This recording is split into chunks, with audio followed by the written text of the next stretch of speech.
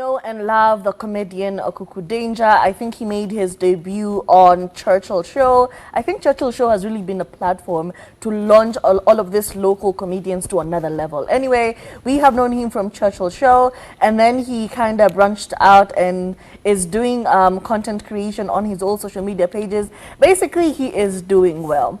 And for a minute there, I think it was an year ago or 2 years ago, he was really sick. Really sick, and we saw these videos from the girl. What's the girl? The plus size beautiful babe who was apparently his girlfriend.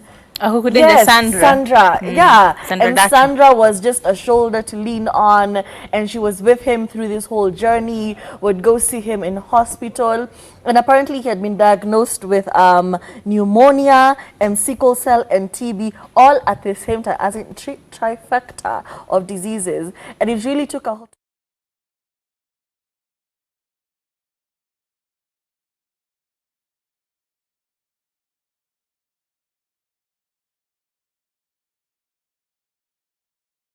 star. That is scary. But anyway, different people have different perception and stories about death. I don't know what you think. How would you explain death?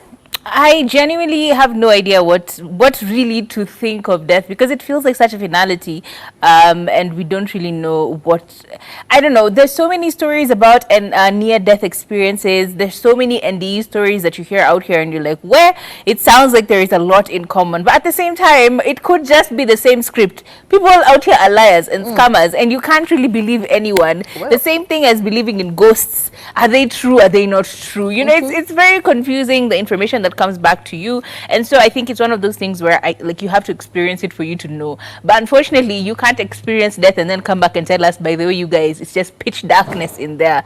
However, a lot of people who've gone through anesthesia have come back and said that they experienced near-death experiences. And I think Akuku Danger is one of those people. I have a very close friend who went under for her childbirth, and she says for her it was like an extreme fear, because she could feel everything. Like, there's no pain, but she can feel everything that's happening to her body as they are cutting her up, as they are like, she can sense what is going on. It's almost as if she's like outside looking in, you know. It's like you can see yourself being all these things happening to you, but you can't move. Like, you're stuck in a state of you're physically unable to move. However, you can feel everything. And even when something feels funny, you're like, you just want to tell them, but they don't do that, or fix this, or do the other thing. You can't. And it is the most helpless she has ever felt in her life. And up until now, I'm like, yeah, that is some scary stuff. As in, imagine being able to feel your child being taken out of your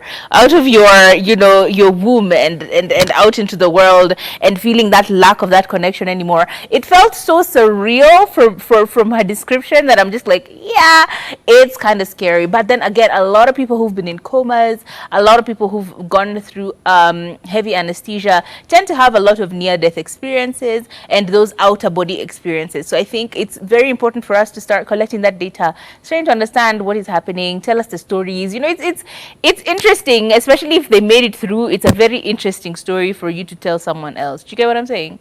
Anyway, we're happy Akuku is fine. Their relationship with Sandra is what it is. We still don't know what the situation is there. Either way, we're happy for them, and we're happy that he